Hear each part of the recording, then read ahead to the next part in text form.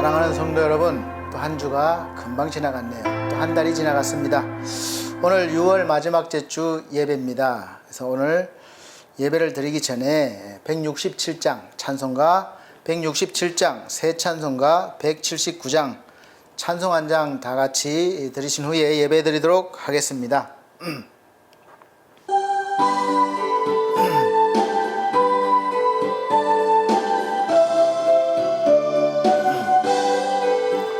주 예수의 강림이 가까우니 저 천국을 얻을 자 회개하라. 주 성령도 너희를 부르시고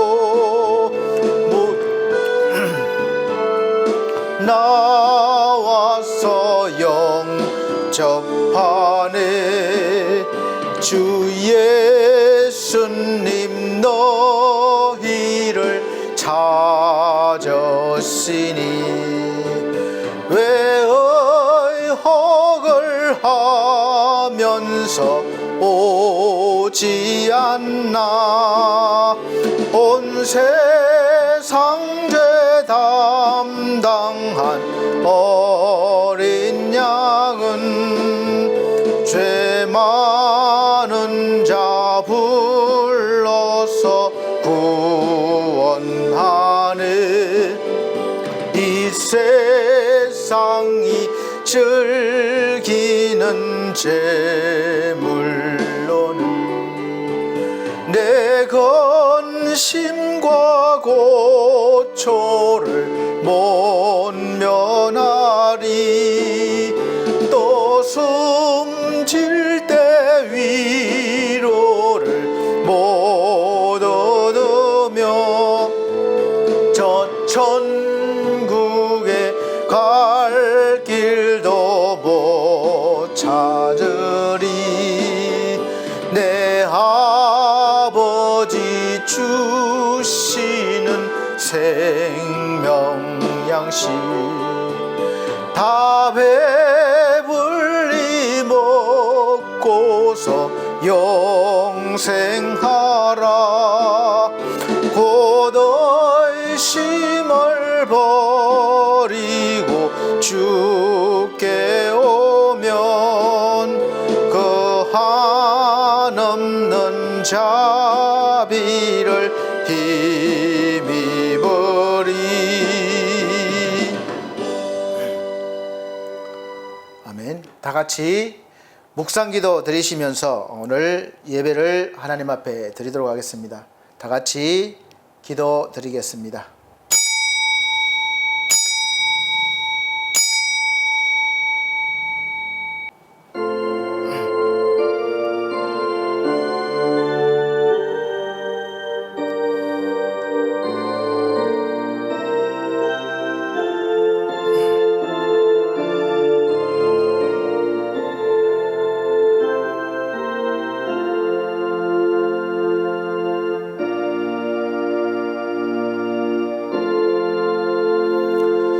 나는 포도나무요 너희는 가지니 저가 내 안에 내가 저 안에 있으면 이 사람은 과실을 많이 맺나니 나를 떠나서는 너희가 아무것도 할 수 없음이라.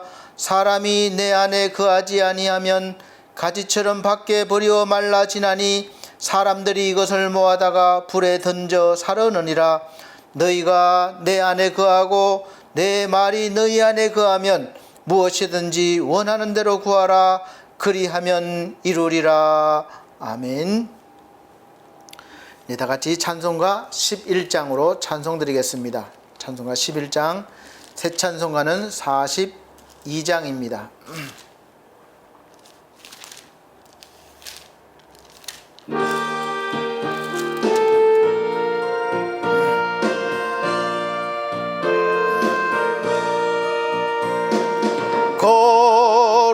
거룩한 주님께 예배를 드리세. 물어볼 곳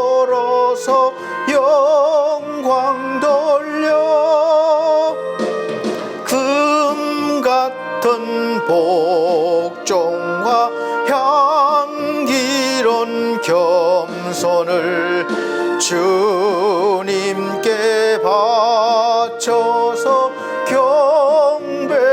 경배하세.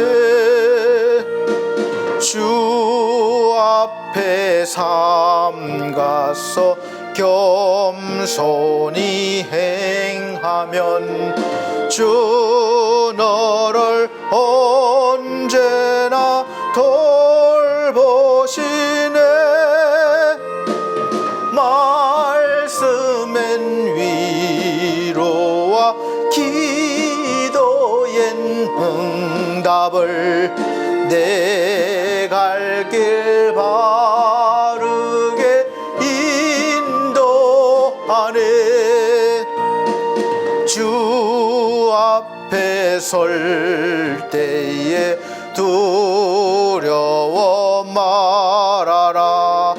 가난한 노래를 도시네. 보배로운 진리와 온유한 사랑은 주님께 다 바칠 귀한 예물. 떨면서 바치는 이 작은 예물도 주님은 귀하게 받으시네. 어두운 밤 지나고 새 아침 맞으니 믿음과 소망을 늘 주시네. 아멘. 찬송가 뒤에 교동문 있습니다. 교동문 19번, 새 성경책은 35번입니다. 교동문 19번, 새 성경책은 35번, 시편 84편. 제가 한 절, 우리 성도님들께서 한 절 천천히 봉독해 나가도록 하겠습니다. 만군의 여호와여, 주의 장막이 어찌 그리 사랑스러운지요. 내 영혼이 여호와의 궁정을 사모하여 쇠약하며 내 마음과 육체가 생존하시는 하나님께 부러진나이다. 나의 왕, 나의 하나님 만군의 여호와여, 주의 제단에서 참새도 제 집 얻었고 제비도 새끼둘 보금자리를 얻었나이다. 주의 집에 거하는 자가 복이 있나이다. 저희가 항상 주를 찬송하리이다. 주께 힘을 얻고 그 마음에 시온의 대로가 있는 자는 복이 있나이다. 저희는 눈물 골짜기로 통행할 때에 그곳으로 많은 샘의 곳이 되게 하며 이른 비도 은택을 입히나이다. 주의 궁정에서 한 날이 다른 곳에서 첫날보다 나은즉 악인의 장막의 거함보다 내 하나님 문지기로 있는 것이 좋사오니 만군의 여호와여, 주께 의지하는 자는 복이 있나이다. 아멘. 다 같이 찬송가 82장, 새 찬송가는 95장 다 같이 찬송 드린 후에 기도하도록 하겠습니다.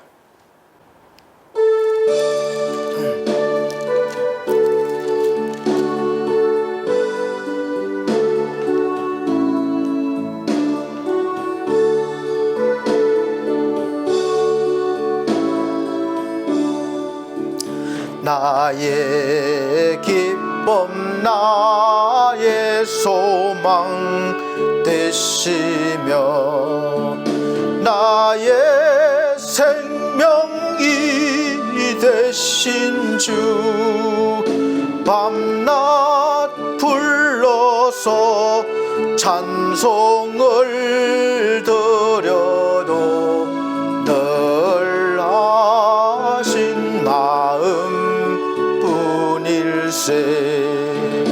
나의 사모하는 선한 목자는 어느 곳 성산에 양의 무리와 늘 함께 가셔서 기쁨을 함께 하실까. 길도 없이 거친 넓은 들에서 갈 길 못 찾아 애쓰며 이리저리로 헤매는 내 모양 저 원수 조롱하도다.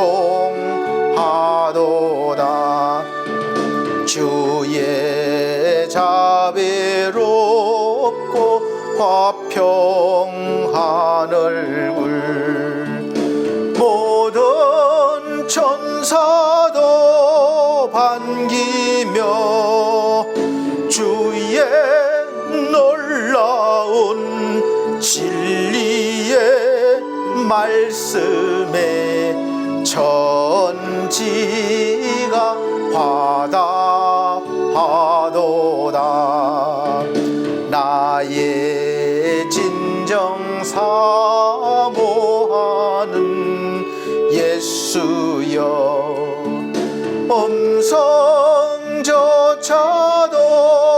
반갑고 나의 생명과 나의 참 소망은 오직 주 예수 뿐일세. 아멘.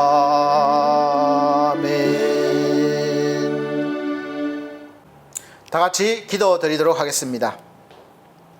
우리 아버지 하나님 앞에 이 시간 우리의 삶의 모습을 그대로 가지고 나왔습니다. 세상에 살면서 그리스도인이라 부름을 받았음에도 불구하고 세상 것을 더 사랑하여 하나님보다는 세상의 것을 마음에 두고 한 주간 살았음을 고백드립니다. 하나님보다 다른 것을 더 의지하였습니다. 주여, 우리의 모든 연약함과 죄와 허물을 이 시간 용서해 주시고 우리의 약함과 우리의 모든 것들이 하나님 앞에 올려드릴 때에 하나님께서 용서해 주시고 사랑하여 주셔서 하나님의 강함으로, 하나님의 은혜로, 하나님의 능력으로, 하나님의 회복으로, 하나님의 평안으로, 하나님의 충만함으로 채워주셔서 이 시간 우리가 말씀 받기에 합당한 귀한 하나님의 영혼들이 될 수 있도록, 자녀들이 될 수 있도록 은혜 베풀어 주시옵소서. 나라와 민족을 위해 기도합니다. 강대국들 사이에 참 연약한 나라가 지금까지 이렇게 온 것은 하나님의 은혜입니다. 우리 하나님, 훌륭한 지도자들 세워주셔서 하나님의 뜻을 잘 펼쳐나갈 수 있는 정치를 하게 하시고, 또 세계 만방에 우리가, 대한민국이, 우리 국민이 만방의 복음을 전할 수 있도록, 선교사 파송을 할 수 있도록 도와주시고, 경제력, 문화력 모든 것들을 위해 충만케 하여 주시옵소서. 코로나로 인하여 정치, 경제, 문화 모든 것이 어렵지만 우리 하나님 능히 이기게 하실 줄로 믿습니다. 우리 하나님, 이 기회를 통해서 오직 하나님이 아니라 다른 것을 바라보며 오게 된 우리를 되돌아보게 하시고, 이제는 이 모든 현상들을 통하여 하나님을 바라보게 되는 은혜가 있게 하여 주시옵소서. 하나님 의지합니다. 하나님께서 도와주셔야 합니다. 우리 하나님께서 함께 하셔서 이 나라를 일으켜 세워주시고 우리 국민을 세워주셔서 하나님께 영광 돌리는 존귀한 나라와 민족이 되게 하여 주시옵소서. 교회들을 아버지 하나님 붙잡아 주시고 복을 내려 주시옵소서. 우리 한국의 교회들이 더욱더 복음으로 충만하여 하나님의 말씀을 지키며 하나님의 이름을 지키며 우리가 영혼 살리는 일에 집중할 수 있도록 아버지 하나님의 충만케 하여 주시옵소서. 우리 반석교회와 반석미디어교회와 또 우리 엘피스 제가복지센터와 엘피스 홈케어 하나님 영혼을 구원하기 위해서 세워주셨습니다. 우리 하나님 일꾼 보내주시고 세워주시고 또 하나님 협력하게 하셔서 충만케 하셔서 그 일을 감당하기에 조금도 부족함이 없는 기관들이 되게 하여 주시옵소서.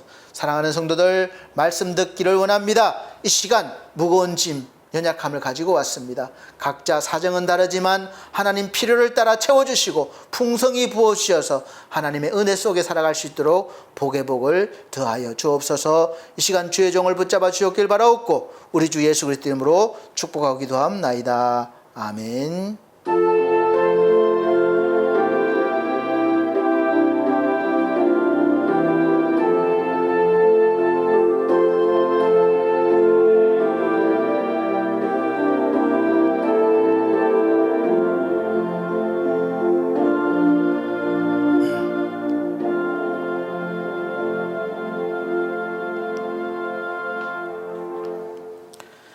네, 감사합니다. 성경 말씀 보시겠습니다. 신약 성경 제일 마지막 성경 요한계시록입니다. 요한계시록 3장 7절로부터 13절 말씀입니다. 제가 천천히 봉독해 드리도록 하겠습니다. 7절부터 13절.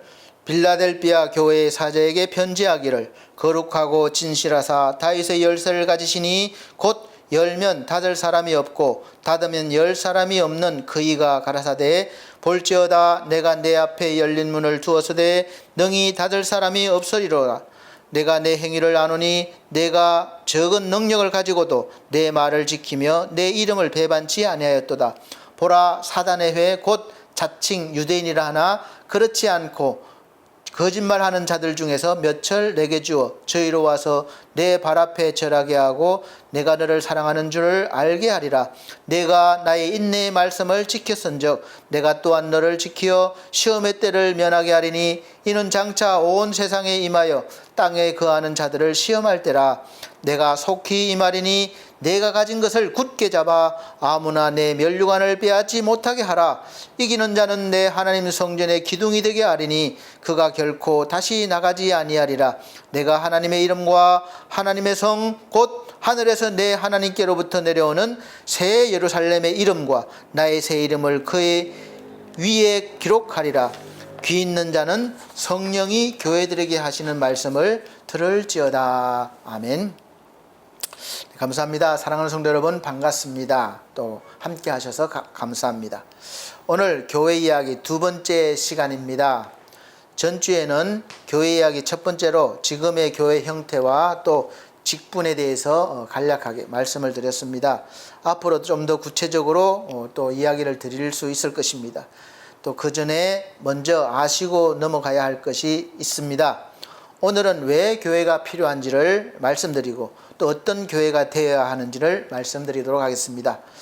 호국의 달인데 나라와 민족을 위해서 말씀 안 하시고 왜 교회에 대해서 말하느냐 이렇게 생각할 수도 있지만 사실 교회를 사랑하고 또 신실한 믿음으로 교회가 바로 서면 나라와 민족을 사랑하게 되고 또 기도하게 되고 또 일하게 됩니다. 그래서 역사적으로 봐도 나라가 어려울 때 우리 기독교인들이 많이 지도자들이 나와서 인도한 것을 볼 수 있습니다. 교회를 사랑하고 섬기고 신실한 믿음을 가지는 것이 곧 나라와 민족을 위함이기 때문입니다. 요한계시록에는 교회를 대표하는 7교회 모습이 기록되어 있습니다. 책망받는 교회도 있고 또 칭찬받은 교회도 있습니다. 또 칭찬과 책망을 동시에 받는 교회도 있고 격려를 받은 교회도 있죠. 그래서 이 중에서 교회가 또 여러 형태로 있는 것을 대표적으로 보여주고 있습니다. 에베소 교회는 수고하고 인내도 있었고 악한 자들하고 싸워서 용납하지 않는 그런 아주 많은 일을 했지만 칭찬받았지만 처음 사랑을 잃어버린 것을 책망받았습니다. 교회가 많은 일을 하는데 예수 그리스도가 빠지면 안 되는 것이죠. 그 첫사랑, 그 믿음 없이 하면 그냥 교회 이름만으로 하면 안 된다는 것이죠. 그리고 서문학교회는 비교적 내용이 짧습니다. 고난을 두려워하지 말고 또 충성하면 생명의 면류관을 주신다는 격려의 말씀입니다. 버가모 교회에 주어진 말씀을 믿음을 지킨 것을 칭찬하시면서 또 두어 가지 책망도 함께 하셨습니다. 책망한 것은 우상을 용납하는 것과 잘못된 교리를 쫓은 것을 책망하시면서 그러면서 회개하라 이렇게 말씀하셨어요. 두아디라 교회는 보내는 말씀은 사업과 사랑과 믿음과 섬김과 인내를 처음보다 많이 가졌다. 이건 가진 것은 많이 성장한 거죠. 믿음이 칭찬하셨지만, 그러나 거짓 선지자들을 용납해서 다른 사람들까지 동조하게 한 것을 책망하셨습니다. 교회에서 거짓 선지자가 일어나면 단호하게 대처를 해야 되는 거예요. 사대교회에 보내는 말씀은 칭찬보다는 책망을 하셨습니다. 하나님 앞에서 온전한 행위를 찾지 못한 것입니다. 유일하게 칭찬만 받은 교회가 바로 빌라델비아 교회입니다. 빌라델비아 교회에 대한 칭찬은 아주 적은 능력을 가지고도 하나님의 말씀을 지키고 하나님을 배반하지 않았다는 것이에요. 그래서 이기는 자를 하나님의 성전의 기둥이 되게 해주겠다는 놀라운 은혜의 말씀입니다. 우리 사랑하는 성도님들도 이 빌라델비아 교회에서 받은 칭찬처럼 말씀을 잘 지키고 하나님 안에 거하시면서 하나님의 성전의 기둥이 되시는 은혜가 있으시기를 바랍니다. 라오디게아 교회에 보낸 말씀은 차지도 않고 덥지도 않고 이 미지근한 행위를 책망하셨습니다.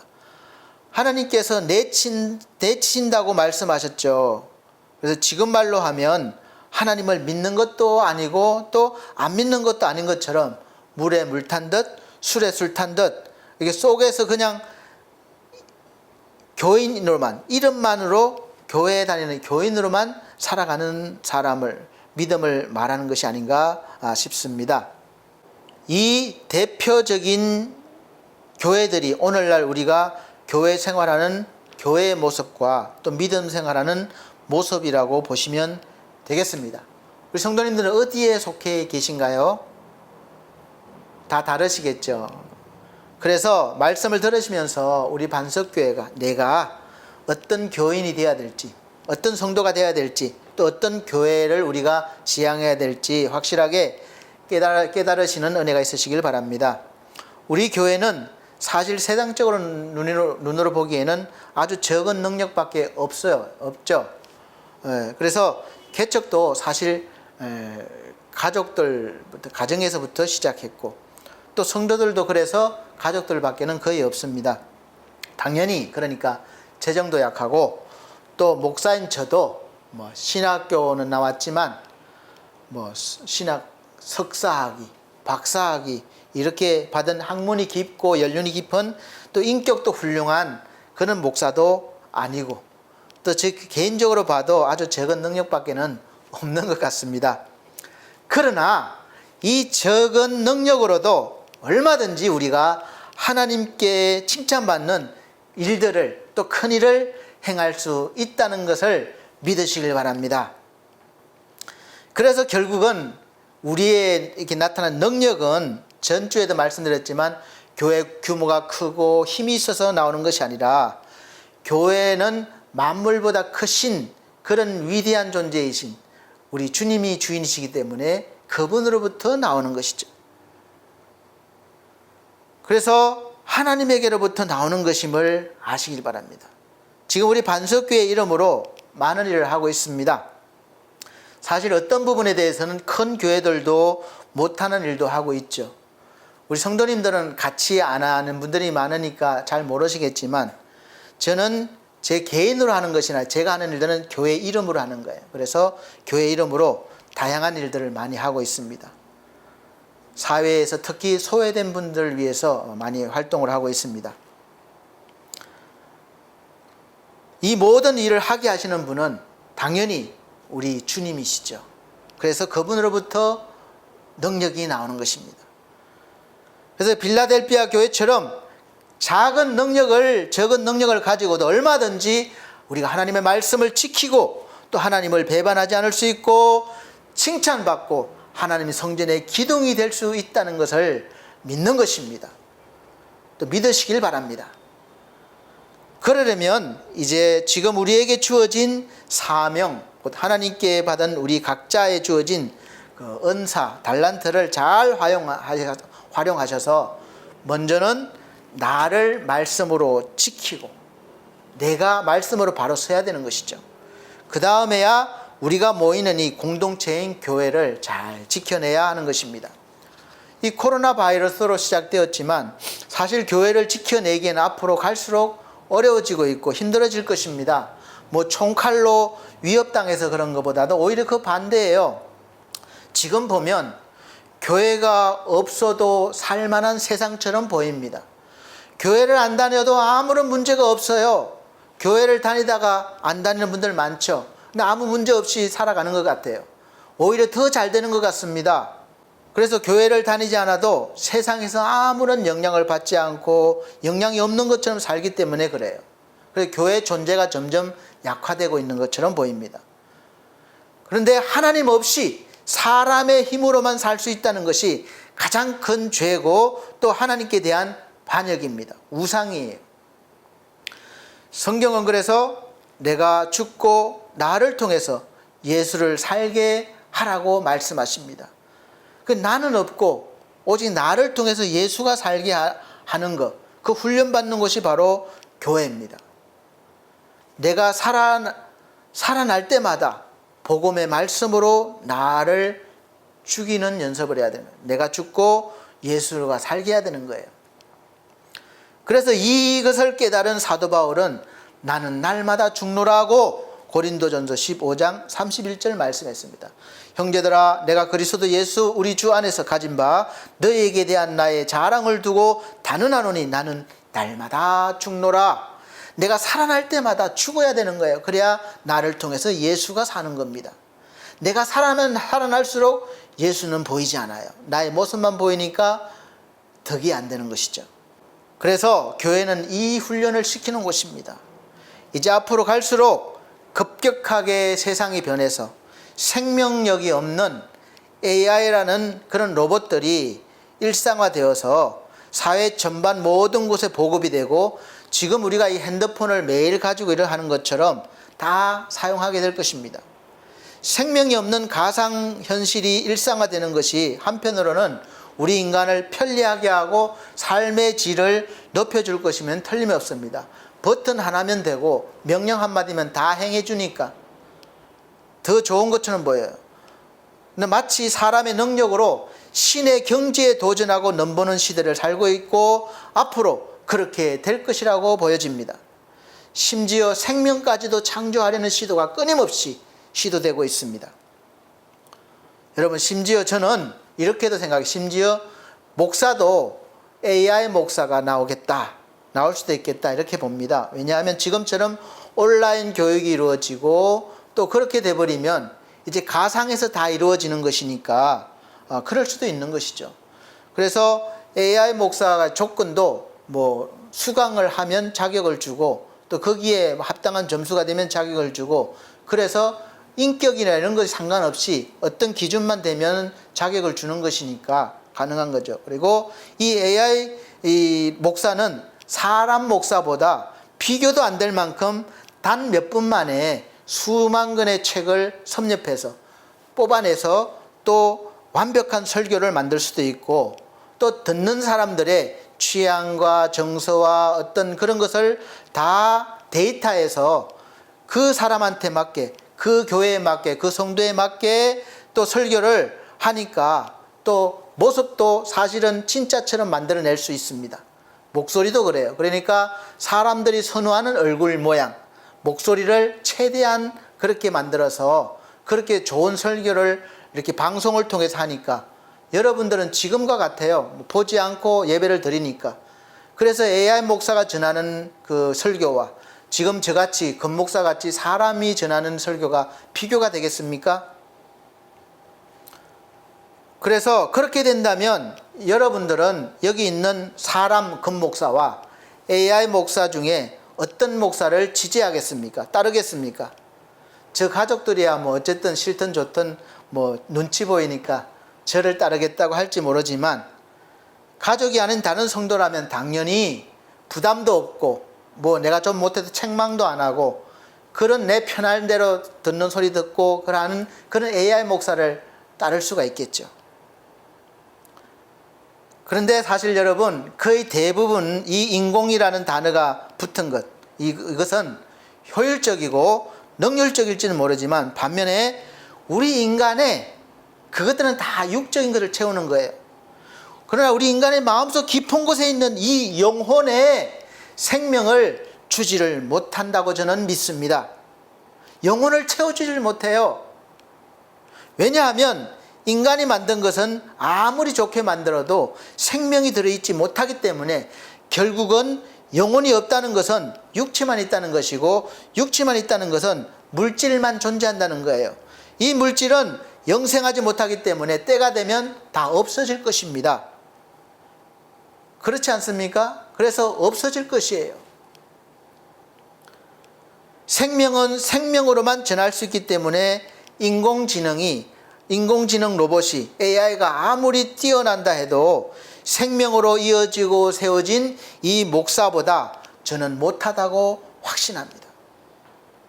주 예수 그리스도께서 비록 불완전하고 부족한 인간인 저 죄인이지만 내 생명을 구원하시고자 십자가에서 죽으셨고 다시 생명을 주시고자 부활하셔서 영원한 생명인 영으로, 성령으로 들어와서 자녀 삼아 주시고 영원히 살게 하셨습니다. 동행해 주신다고 하셨습니다. 그러니까 하나님의 생명이 우리 속에 들어왔어요. 하나님의 영이 우리 속에 들어오신 거예요. 나에게 생명이 있기 때문에 그렇습니다. 그런데 AI는 생명이 없기 때문에 예수 그리스도의 십자가와는 아무런 상관이 없는 거죠. 예수님께서 AI를 위해서, 이 로봇을 위해서 십자가에서 죽으시지 않으셨습니다. 여러분 쉽게 이해할 수 있을지 모르겠지만 예화로 당장 우리가 지금 현실적으로 뭐 인공신장도 나와서 대체를 하고 뭐 눈도 앞으로 대체할 것이고 뭐 모든 신체를 인공으로 다 만들어서 대체할 수 있습니다. 그러면 더 오래 살고 그 기능이 더 뛰어날 수도 있어요. 그러면 더 행복하고 즐거울 것 같고 삶의 그 질이 높아질 것 같습니다. 그렇게 우리는 기대하고 늘 바라고 발전시켜 나가요. 그런데 절대로 그렇지 않습니다. 쏟고 있는 거예요. 이 세상에 쏟고 있는 것입니다. 그것을 우리 인간 역사가 증명해 주고 있습니다.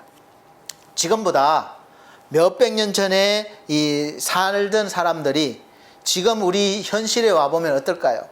그야말로 까무라칠 정도로 놀랄 것입니다. 입이 안 다물어질 거예요. 그리고 지금의 세계를 부러워할 것입니다. 이런 세계에 살면 정말 행복할 거야. 그런데 여러분 지금 세계에 살고 있는 여러분들이 행복하십니까? 제가 어렸을 때 평균 수명이 50대, 60대였어요. 그래서 60까지 살아도 많이 사셨다고 환갑잔치도 하고 이렇게 축하해주고 잔치를 벌였습니다. 그래서 그때는 오래 장수하는 것이 어떤 꿈이었습니다. 복 받은 거예요. 그래서 장수하면 정말 좋을 거라고, 행복할 거라고 그렇게 여기며 그렇게 점점 수명이 늘어난 거죠. 그런데 지금 100세 시대가 되고 또 120세 시대를 말하고 있습니다. 근데 제가 노인복지를 하면서 80, 90 연세 되신 분들 대부분이 보면 내가 이렇게 오래 살아서 너무 행복해. 나는 만족해. 내 삶이 최고야. 그런 분 못 봤어요. 다 힘들어하고 다 빨리 왜 안 죽느냐고 그러고 또 그렇게 힘들어 하십니다. 전혀 행복하지가 않는 거예요. 그때 오래 살면 행복할 거라고 꿈꾼 것들이 지금 막상 이루어지니까 전혀 그렇지 않은 것처럼 우리가 이제 그런 앞으로 시대가 올 거야 하고 기대하면서 발전시켜 나가봐야 그때 되면 또 지금처럼 그런 마음의 갈급함, 부족함이 있을 것임은 틀림없습니다. 이렇게 많이 발전했고 누리고 있는데도 우리는 여전히 뭔가가 부족한 것이죠. 그 부족함을 채우기 위해서 아침 일찍부터 밤 늦게까지 잠도 줄여가면서 그렇게 쉼 없이 일하고 또 벌고 그렇게 인생을 살면서 행복할 날을 꿈꾸며 살고 있는 거죠. 그 자녀들도 그렇게 키웁니다. 엄마 아빠가 이렇게 열심히 하는 것은 너희들 때문이야. 우리가 행복하기 위함이야. 그런데 막상 사는 것은 불행합니다. 아이들이 크면서 부모가 그렇게 하는 것에 전혀 고마워하지 않아요. 오히려 부모를 원망합니다. 같이 놀아주지 않고 같이 정서를 나누지 않고. 부모는 바쁘잖아요. 힘들잖아요. 직장일에 육아에 힘들잖아요. 근데 아이들은 그런 것들을 이해하지 못하는 겁니다. 그래서 부모들이 생각하는 유토피아 오지 않습니다. 아마 세상이 발전하면 할수록 우리 영혼은 더 피폐해져 갈 것이고, 이 공허함을 채우기 위해서 우리는 더 보이는 것들을, 세상의 것들을 쌓아두려고 하는 것이죠. 이것이 바로 구약에서 말하는 바벨탑을 하늘에까지 쌓으려는 인간의 노력이고 모습입니다. 왜 이런 모습들이 이어지는가요? 그 이유는 간단합니다. 우리는 영혼을 채우지 못하면 그렇게 돼요. 다시 말씀드리지만 우리 인간이 만든 것에는 아무리 좋은 것이라 할지라도 거기에는 생명이 없기 때문에 그렇습니다. 그러니까 없어질 것을 알기 때문에 두려운 것이죠. 그래서 잡으려고 하고 놓지 않으려고 애쓰는 거예요. 그래서 육체를 넘어서서 우리는 이제 영원한 생명에 우리 영혼을 채워줄 수 있는 영생하는 뭔가가 필요한데, 그것을 줄 수 있는 곳이 바로 교회입니다. 교회에서 생명이시고 진리이신 예수 그리스도의 복음을 제대로 전하고 우리 인간의 감정과 정신보다는 영혼을 채워주는 그런 일들을 하는 것이 교회이기 때문에 교회는 정말 중요한 장소입니다. 중요한 단체예요. 노아 시대 때는 사람들의 생각하는 것마다 항상 악한 것을 보고 하나님께서 심판을 결심하셨다고 하셨습니다. 그리고 생명을 구원하는 방법으로는 노아를 통해서 구원의 방주를 만들게 하시고 그 안으로 들어오는 자를 살려주셨습니다. 죄의 악함과 하나님의 선하심과 영광은 눈에 보이지 않기 때문에 이 사람을 통해서 나타나는 거예요. 그래서 사람을 통해서 선으로도 나타나기도 하고 사람을 통해서 악으로 나타나기도 합니다. 창세기 6장 5절 보면 여호와께서 사람의 죄악이 세상에 관영함과 가득 찼다는 거죠. 그 마음의 생각의 모든 계획이 항상 악할 뿐임을 보시고, 이게 생각이 항상 악하니까 악한 행동으로 나오는 거예요. 따로 죄가 있는 것이 아니라 사람으로부터 죄악이 나타나서 세상에 가득하게 되는 것입니다. 어떤 학자들은 물질이 악하다고 봅니다. 그래서 물질, 이 육체는 별로 생각을 안 하고 영만 생각해요. 그래서 영만 구원받으면 되는 거예요. 이 육은 악한 거니까 그냥 뭐 아무렇게나 살아도 큰 문제가 없습니다. 영혼만 구원받으면 돼요. 이것은 아마 제가 기억되기로는 영지주의라고 배운 것 같은데, 그래서 예수님의 성육신도 믿지 않습니다. 육은 악한 거니까, 육은 좋지 않은 거니까 어떻게 하나님이 그런 모습을 입을 수 있냐 그죠. 그래서 우리가 그때 당시에 그런 것들이 만연해 있어서 우리가 신앙 고백 속에 이 내용을 넣은 겁니다. 성육신의 예수의 그리스도를 고백하는 거예요. 그래서 이 물질은 선과 악이 아니라 그 자체 그냥 물질이에요. 사실은 성경은 오히려 선하다고 말씀하고 있습니다. 그 이유는 바로 하나님의 말씀과 기도로 거룩하게 되기 때문이라고 말씀하고 있어요. 디모데전서 4장 4절에서 5절 말씀은 하나님의 지으신 모든 것이 선함에 감사함으로 받으면 버릴 것이 없나니 하나님의 말씀과 기도로 거룩하여짐이니라, 이렇게 말씀하고 계십니다. 모든 것이 다 사람에게, 우리에게 필요해서 하나님이 선한 마음으로 주셨다는 거예요. 그래서 감사함으로 받으면 버릴 것이 없는 것이죠.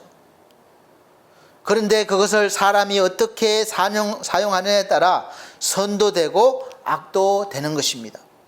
그래서 그 한 사람의 생각과 행동으로 나타나기 때문에 그 사람의 생각이 정말 중요합니다. 그 사람의 생각에 따라서 행동이 결정되기 때문에 그래요.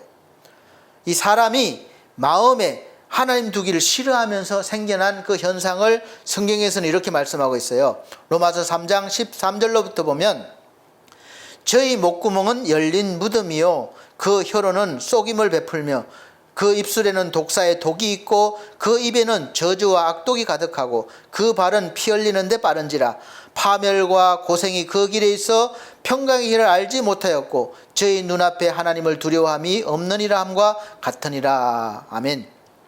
이렇게 악하게 살면서 하나님이 없는 것처럼 두려워하지 않고 산다는 거죠. 여러분, 하나님이 두렵습니까?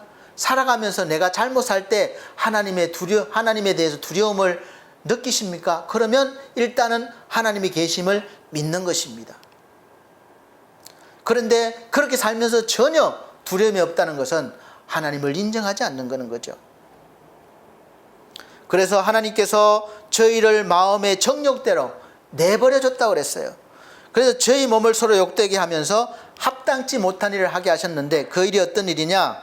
그 사람의 삶에 나타나는 열매가 로마서 1장 29절로부터 기록되어 있는데, 곧 모든 불의, 추악, 탐욕, 악의가 가득한 자요. 악이 가득해요. 요즘 우리 뉴스에 자주 나오는 청소년들이 여러 명이 한 명의 약한 학생을 괴롭히는 거예요. 타켓을 삼고 괴롭힙니다. 그래서 우리가 정말 입에 담지 못할 그런 일들, 행위들을 하면서 그것도 즐기고 웃으면서 촬영해서 자랑스럽게 동영상을 서로 돌려보고 있습니다. 또 사회 전반에 묻지마 폭력, 묻지마 살인, 이런 것들이 죄가 만연하고 악이 가득한 거 아닙니까? 전혀 부끄러움과 죄의 책감을 못 느끼는 거예요. 또 시기, 살인, 분쟁, 사기, 악독이 사득한 자요, 수군수군하는 자요, 비방하는 자요, 하나님의 미워하시는 자요, 능욕하는 자요, 교만한 자요, 자랑하는 자요, 악을 도모하는 자요, 부모를 거역하는 자요. 요즘 우리 자녀들이 부모를 얼마나 많이 거역합니까? 그냥 단순히 사춘기라서 그런 게 아니에요. 영적으로 이게 연관이 있는 것입니다. 우매한 자요, 배약하는 자요, 무정한 자요, 무자비한 자라. 이런 일들이 일어나는 거예요. 사랑하는 성도 여러분, 어떻습니까? 이런 일들이 하나님이 중심에 없어서 일어나는, 하나님이 간섭하지 않을 때 일어나는 현상들입니다. 그래서 하나님께서 이런 일들을 멈추게 하시기 위해서 죄악이 있는 사람을 죽게 하시는데, 계속 살면서 행하면 안 되니까, 죽게 하시는데 직접 죽으면 안 되니까 직접 죽을, 대신 사람을 위해서 대신 죽을 성육신, 그러니까 예수님께서 직접 죽을 사람을 대신하기 위해서 성육신 하셔서 예수 그리스도의 모습으로 오셔서 사람이 되신 거예요. 이게 성육신 사건입니다. 똑같이 사람이 돼야 되니까, 대신 받으려면 나같이 사람이 되셔서 죽어주셨고, 하나님의 무서운 심판을 그래서 면하게 해주셨습니다. 그리고 죽은 상태로 지내면 안 되니까 다시 부활하셔서 다시 살리셔서 하나님의 자녀가 되게 해주셨다는 이 놀라운 은혜, 이 놀라운 소식이 바로 복된 소식, 복음입니다. 이 복된 소식을 선포하고 전하는 곳이 바로 어디입니까? 교회입니다.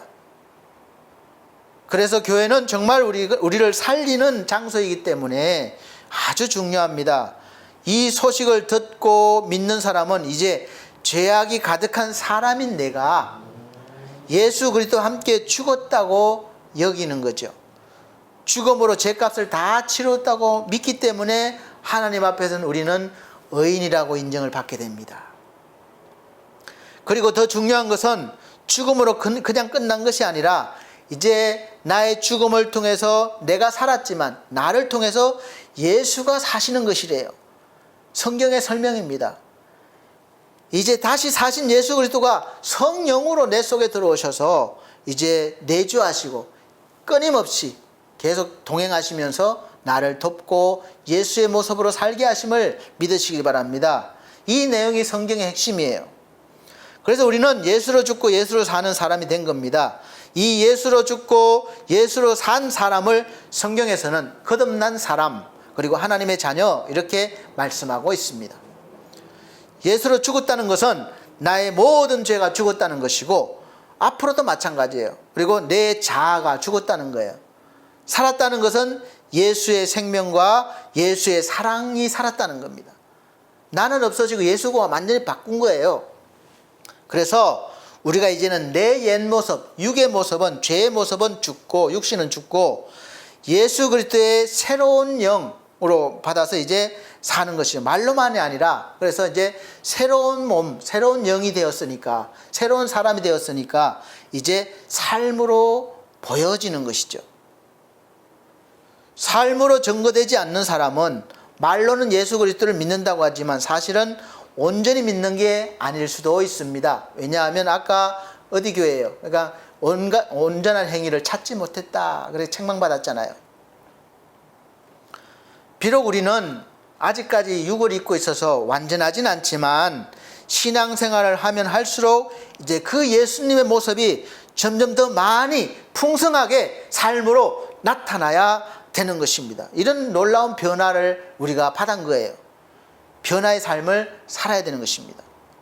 이 놀라운 소식을 알려주고 그렇게 살 수 있도록 끊임없이 격려해주고 말씀을 들려주고 신앙교육을 시켜서 그렇게 돕는 것이 바로 교회입니다. 그래서 교회는 그냥 왔다 갔다만 되는 것이 아니라 말씀을 듣고 배우고 그 말씀대로 살아야 말씀의 역사가 나타나는 것입니다. 그래서 교회의 역할이 정말 중요합니다. 교회에서 우리가 배우는 거죠. 교과서는 성경입니다. 본래 죄를 가지고 태어나는 인간에게 하나님의 말씀을 들려주면 하나님의 말씀을 들을 때에 믿음이 생기는 거예요. 들을 때에. 또 하나님의 말씀이 그 사람을 사로잡아서 죄의 사람에서 의의 사람으로 선한 사람으로 변화를 계속 시켜줘서 믿는 적시 되지만 점점 그렇게 살 수 있도록 해줘서 세상에서 이제는 하나님에 대한 생각으로 점점 채워나가서 선하게 살게 하는 것이죠. 세상에서 악한 사람들이 서로 속이고 또 더 악화해져서 더 나쁜 짓을 하더라도 우리는 교회에서 배운 대로 세상 풍조에 흔들리지 말고 휩싸이지도 말고 교회에서 배운 대로 흔들림 없이 내가 손해를 보고 또 핍박을 받을지라도 흔들림 없이 그렇게 살아야 하는 것입니다. 이게 성도의 삶이에요. 그래서 디모데후서 3장에는 그렇게 부탁을 했습니다. 13절로부터 보면 악한 사람들과 속이는 자들은 더욱 악하여져서 속이기도 하고 속기도 하나니 그러나 너는 배우고 확신한 일에 거하라. 내가 네게서 배운 것을 알며 또 내가 어려서부터 성경을 알았나니 성경은 능히 너로 하여금 그리스도 예수 안에 있는 믿음으로 말미암아 구원에 이르는 지혜가 있게 하느니라. 모든 성경은 하나님의 감동으로 된 것으로 교훈과 책망과 바르게 함과 의로 교육하기에 유익하니 이는 하나님의 사람으로 온전케 하며 모든 선한 일을 행하기에 온전케 하려 함이니라. 아멘. 이 교회는 성도들을 하나님의 사람으로 온전하게 하고 모든 선한 일을 할 수 있도록 돕는, 지원하는 그런 곳이 바로 교회입니다. 우리가 사람답게, 하나님의 사람답게 선한 일을 온전케 하기 위해서는 성경을 배워야 합니다. 이 성경을 어디에서 가르칩니까? 교회에서 가르칩니다. 그래서 교회에서 소성된 직분을 받은 자들, 모든 직분자들, 앞서가는 자들은 하나님의 말씀을 바로 세우고 나부터 바로 세우고 각 분야에서 성실하게 삶으로 보여줘야 되는 거죠. 앞장서서 일하실 때 이제 서성이 되어서 새로 오는 새 신자들이 보고 배우는 겁니다. 제자가 되는 거예요. 그래서 교회의 가장 큰 사명은 하나님의 말씀을 전하고 지키고 전하는 사명입니다. 그 사명을 감당하기 위해서 우리가 예배도 드리고 교육도 하고 구제도 하고 행사도 하고 프로그램도 하고 선한 일을 하는 것이죠. 사람의 마음에 하나님의 말씀을 심어주기 위해서 모든 이 교회에서 하는 행위들이 바로 이것입니다. 근데 목사인 내가 사람을 변화시키는 게 아니에요. 저 교회는 목사 때문에가 아니라 한때는 그렇게 생각했습니다. 내가 설교를 잘하면, 잘 준비하면, 내가 잘 가르치면 저 성도가 변화될 거야. 그렇게 생각해. 그건 오착입니다. 잘못 생각한 거예요. 사람을 변화시키는 것은 목사가 하는 것이 아니라 목사가 선포하는 말씀, 또 가르치는 교회에서 말씀을 통해서 그 말씀이 그 심령에 심겨질 때 하나님의 말씀이 살아있으니까, 능동력이 있으니까 그 말씀이 교훈도 하시고 책망도 하셔서 이제는 바르게 살게 하시고 또 온전하게 살게 하면서 하나님과 동행하는 그런 복된 삶을 살게 하는 것입니다.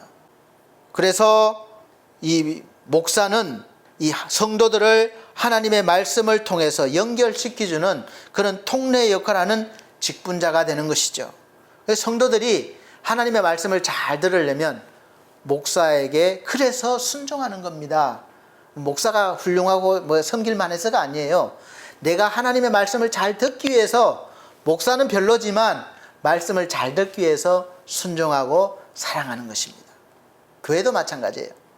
그래서 교회에서 말씀을 들으면서 내가 성령 충만한 사람이 되어서 점점 더 날마다 이제 하나님과 가까이 하는 시간이 많아져요. 올해 우리 하나님과 동행이죠. 동행하며 사는 거예요.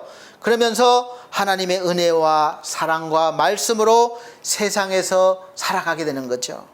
이것이 능력입니다. 그래서 성도의 열매가 세상 사람들의 열매와는 완전히 다른 거예요.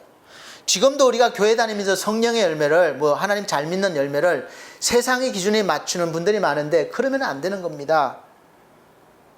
우리가 교회 다니면 부자 되고 문제가 해결되고 건강 회복되고 병이 떠나고 다 잘 돼서 행복하다, 그렇게 믿습니까? 일정 부분 맞죠. 그러나 그렇게만 보면 교회 생활하기 힘듭니다. 그래서 성경에는 우리 성도들의 성령의 열매는 환경이나 어떤 조건을 초월해서 열매를 맺는 것입니다.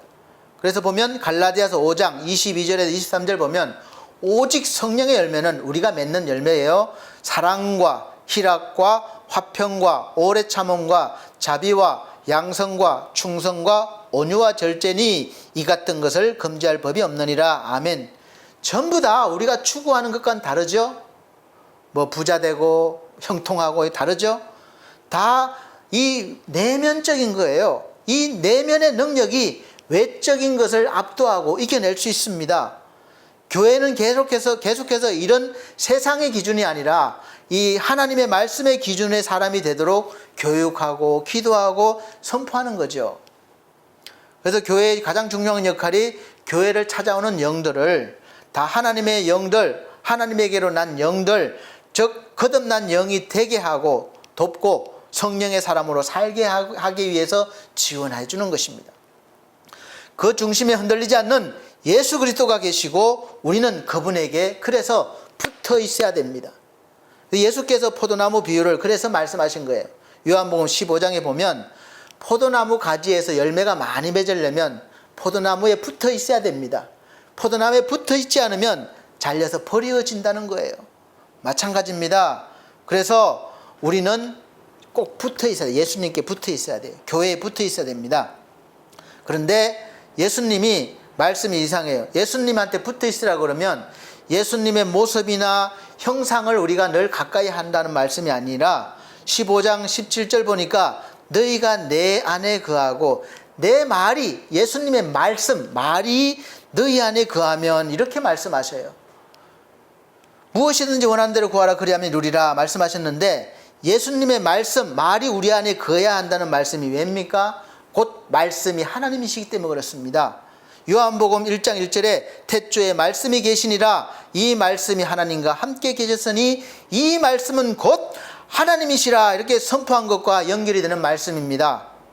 우리는 자꾸 하나님 하면 어떤 형상을 떠올려요. 어떤 모습과 형상을 떠올려서 자꾸 만들려고 합니다. 그래서 그 안에 하나님을 담으려고 해요. 그러나 하나님은 우리 인간의 어떤 상상력이나 어떤 지혜로도 그 안에 담을 수가 없어서 만들지 말라는 거예요. 왜냐하면 그거보다 더 큰 존재이시기 때문에 절대로 우상을 만들어서 그 안에다 하나님을 집어넣으려고, 담으려고 하지 말라는 겁니다. 그것이 죄라는 거예요. 하나님은 말씀으로 천지 창조를 하시는 분이십니다.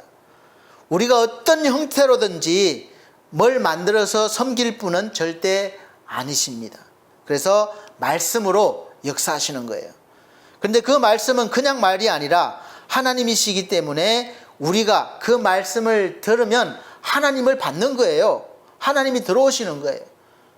듣고 배울 때 내가 들은 말씀이 내 마음에, 내 영혼에 들어오면 이제 이 말씀이 역사하셔서 때가 되면 역사하셔서 나를 뒤집어 놓기도 하시고 변화시키셔서 죄의 사람은 죽게 하시고 의의 사람으로 살게 하십니다.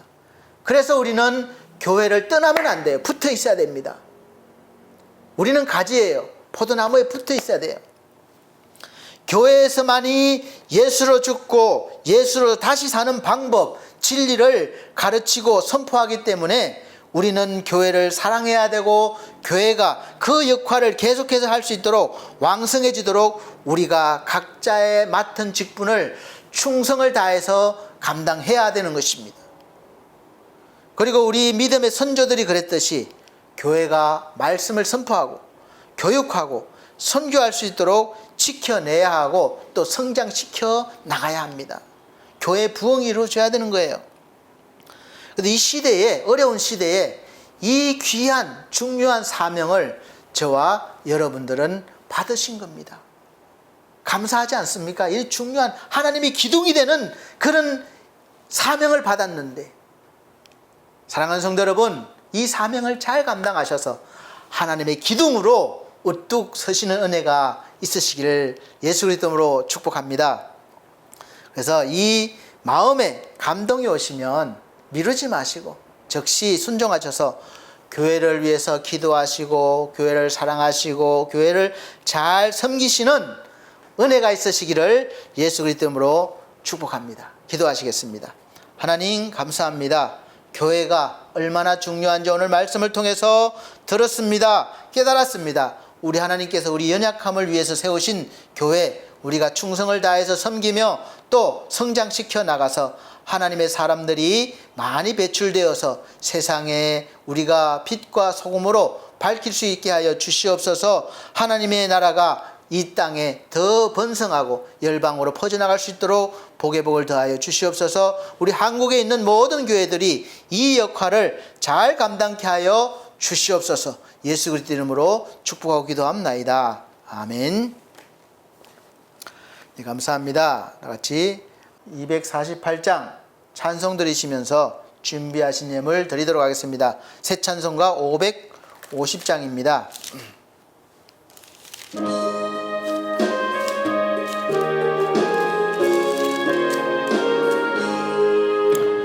시온의 영광이 빛나는 아침, 어둡던 이 땅이 밝아오네.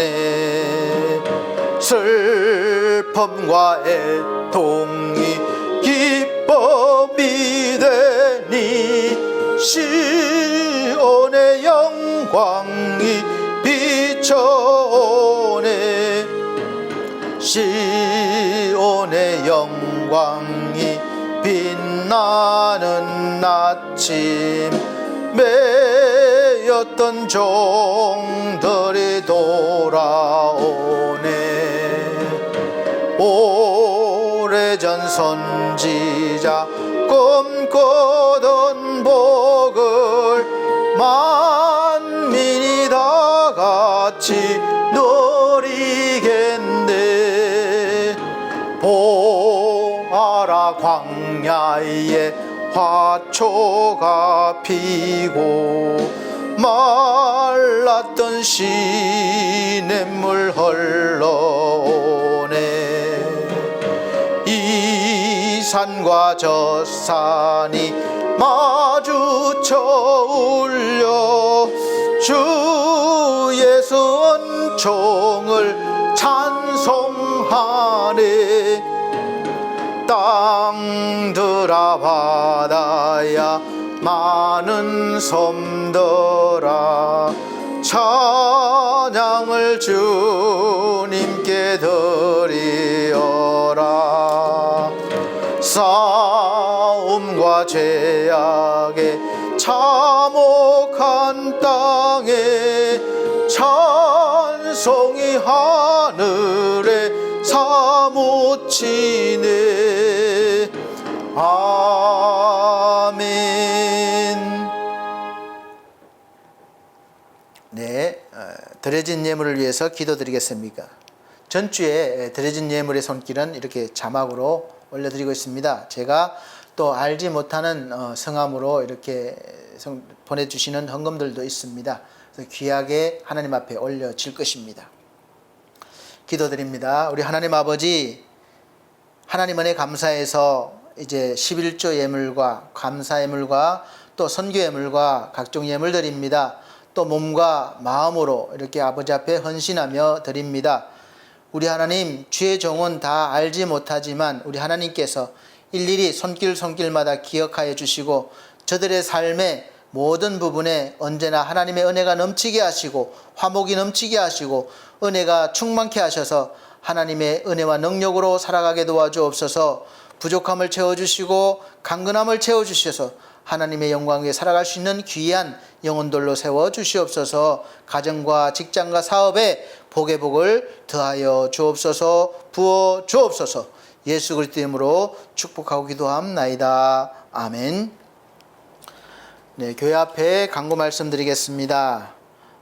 첫 번째로 우리 올해 교회 표어는 주와 동행입니다. 주님과 늘 동행을 느끼면서 살아보시면 놀라운 변화가 있으실 것입니다. 두 번째, 매주 주일 오전 11시 예배를 영상으로 여전히 드리고 있습니다. 미리 준비하셔서 마음을 다하셔서 예배에 참여하시기를 바랍니다. 세 번째, 우리 성도들의 가정과 직장과 사업을 위해서 기도해 주시고 우리 연약한 성도들 건강 회복과 믿음 회복을 위해서 기도해 주시길 바랍니다. 전주에 광고 말씀드렸는데 전 주일날 우리 변우성 고난나 가정에 하나님이 귀한 생명을 건강하게 태어나게 하셨습니다. 하나님의 복이 임하시고 또 충만하기를 그리스도 이름으로 축복합니다. 우리 지환이가 지혜롭게 또 하나님의 은혜 가운데 잘 자라서 하나님께 영광 돌리는 그런 사람으로 쓰임받을 수 있도록 축복합니다. 제가 잠깐 이렇게 영상으로 보여드리겠습니다. 네 번째, 6월은 호국의 달입니다. 나라와 민족을 위해서 기도해 주시기 바랍니다. 나라가 있어야 됩니다. 소중합니다. 그래서 선국 선열들, 우리 나라를 위해서 목숨을 바친 귀한 분들을 기억하고 또 기도하시기 바랍니다.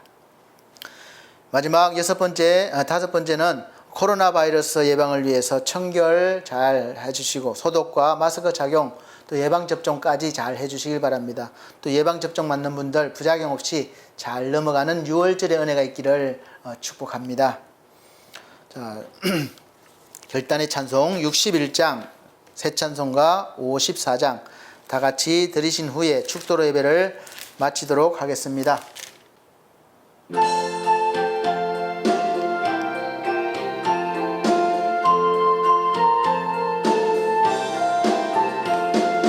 주여 복을 비옵나니 편히 가게 하시고 사람마다 주 은혜로 이기도록 하시고 광야 같은 세상에서 항상 인도하소서.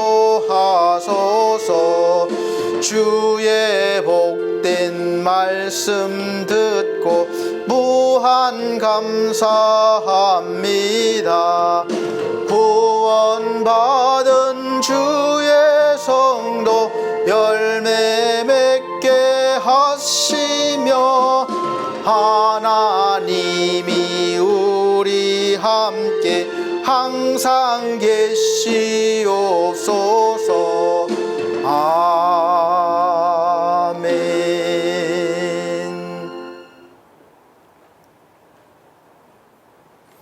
아버지 하나님, 오늘도 예배 가운데 함께 하시고 또 우리에게 말씀 주셔서 감사합니다.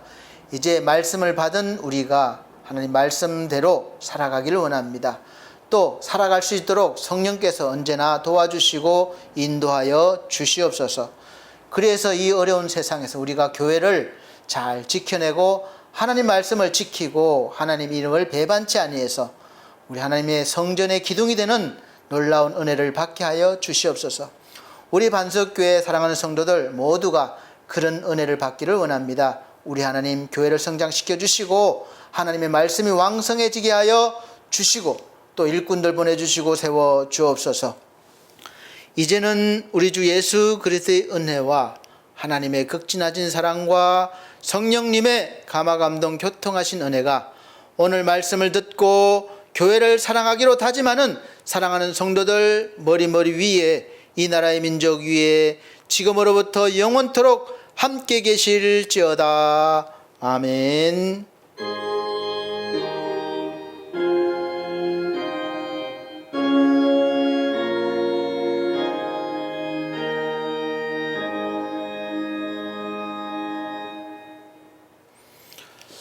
하나님께 영광 돌립니다. 감사합니다.